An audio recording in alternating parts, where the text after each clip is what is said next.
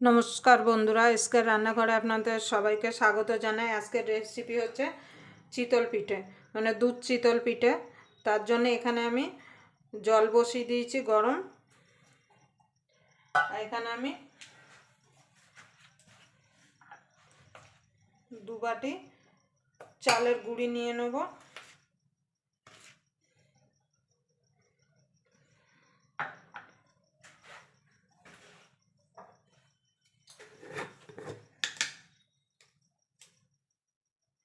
স্বাদ মতো লবণ দিয়ে দেবো। এটা আমার বাজার থেকে কিনে আনা শুকনো চালের গুঁড়ি। আপনারা চাইলে চাল ভিজিয়েও মিক্সিতে গুঁড়ো করে সেটা দিয়েও আপনারা দুধ চিতল পিঠাটা রেডি করতে পারেন। জলটা খুব গরম করব না, উষ্ণ গরম করব। বেশি গরম করলে আবার চালটা সিদ্ধ হয়ে যাবে। তখন আমার জলটা গরম হয়ে গেছে, যাতে হাতে সয় সেরকম গরম করতে হবে।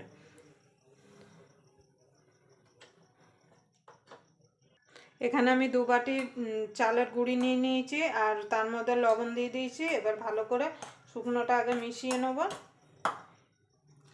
দিয়ে এবার আমি অল্প অল্প জল দিয়ে একটা ব্যাটার তৈরি করব। খুব পাতলাও না, আবার খুব গাঢ়ও না। আপনারা গুঁড়িটা বুঝে শুনে নেবেন, যার যতটা প্রয়োজন ততটা চালের গুঁড়ি নিয়ে নেবেন। দেখুন বন্ধুরা, আমার চালের গুঁড়িটা রেডি হয়ে গেছে। দেখুন, আমি এবার এটাকে 10 মিনিট ঢাকা দিয়ে রেখে দেবো। 10 মিনিট পরে আর একটু চালের গুঁড়িটা ফুলে যাবে। জল যদি লাগে সেই বুঝে জল এখানে অ্যাড করব। আমি ঢাকা দিয়ে সাইডে রেখে দেবো।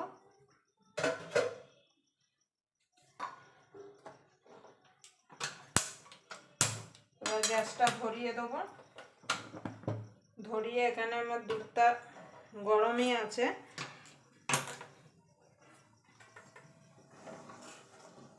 আমি অল্প করে বাটিতে দুধ নিয়ে নেব।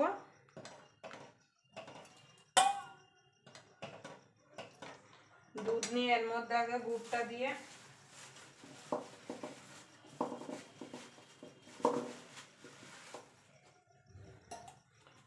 দিয়ে আমি দেখে নেব যে দুধটা কেটে যাচ্ছে কিনা। আপনারা যখন করবেন অবশ্যই এইভাবে দুধের মধ্যে গুড় দিয়ে দেখে নেবেন, না হলে পুরো দুধটাই কিন্তু নষ্ট হয়ে যাবে। দেখুন বন্ধুরা, একটু দুধ কেটে যায়নি। এবার আমি এই দুধের মধ্যে গুড়টা দিয়ে দেবো। এখানে আমি পাটালি গুড় দিচ্ছি। আপনারা চাইলে পাটালি গুড়ের বদলে নলেন গুঁড়ো দিতে পারেন, কিংবা যে দানা দানা ঝোলা গুড়টা পাওয়া যায় সেটাও দিতে পারেন। আমি এখানে মিষ্টিটা একটু বেশি দিচ্ছি। আপনারা যে যেমন মিষ্টি খাবেন সেই বুঝে মিষ্টিটা অ্যাড করবেন। দিয়ে এবার দুধের মধ্যে গুড়টাকে ভালো করে মিশিয়ে নেব যতক্ষণ গুড়টা গলে না যাচ্ছে। দেখুন বন্ধুরা, এখানে আমার দুধটা আর গুড়টা, যেটা আমি দুধ দিয়ে আর গুড় দিয়ে জ্বালিয়েছিলাম, ফুটে গেছে। এবার এটাকে আমি নামিয়ে সাইডে রেখে দেবো। সাইডে রেখে এখানে একটা আমি লোহার কড়াই বসিয়ে দিচ্ছি। আমি চিতল পিঠেটা লোহার কড়াইতে করব। আপনাদের কাছে যদি ছাঁচ থাকে তাহলে আপনারা ছাঁচে করবেন। আপনারা যদি কড়াইতে করেন সবসময় একটু মোটা, তলাটা মোটা দেখে কড়াই নেবেন, তাহলে কিন্তু চিতল পিঠেগুলো পুড়বে না। এবং কড়াইটা ভালো করে গরম করে নেব। কড়াইটা গরম হতে হতে এদিকে আমি ব্যাটারটা একবার চেক করে নেব। এই দেখুন, আমার ব্যাটারটা একদম পুরো পারফেক্ট রেডি, মানে একদম কোনো জল ফল কিছু লাগবে না। এবার কড়াইটা গরম হওয়া পর্যন্ত অপেক্ষা করব।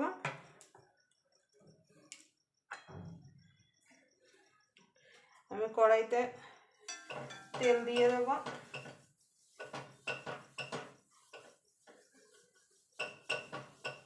তেলটা দিলে কি হবে, ভালোভাবে তাহলে উঠে যাবে, কড়াইতে লেগে যাবে না।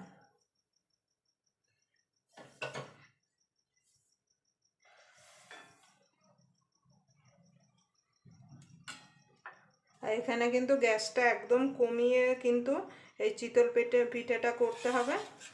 এখন আমার কড়াইটা গরম হয়ে গেছে। এবার আমি এখানে 1 হাতা দিয়ে দেবো। দিয়ে আমি এরকম একটা বাটি দিয়ে ঢাকা দিয়ে দেবো, দিয়ে 2 থেকে 3 মিনিট আমি অপেক্ষা করব। দেখুন বন্ধুরা, একটা হয়ে গেছে। এবার এটাকে আমি তুলে নেব। দেখুন, এবার আরেকটা দিয়ে দেবো।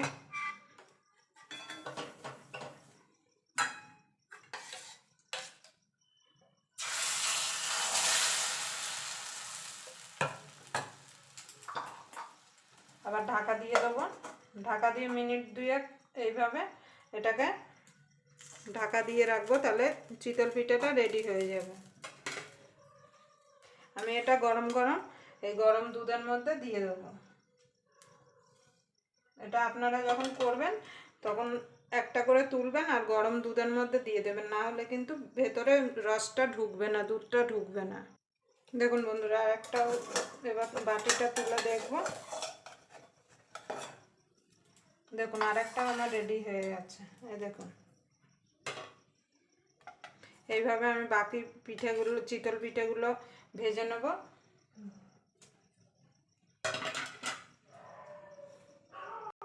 দেখুন বন্ধুরা, আমার চিতল পিঠাগুলো সব রেডি হয়ে গেছে।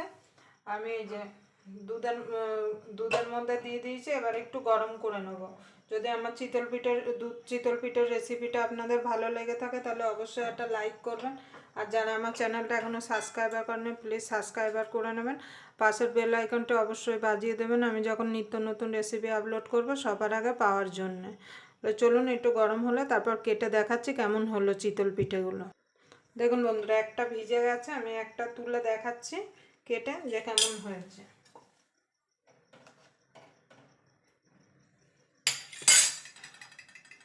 দেখুন,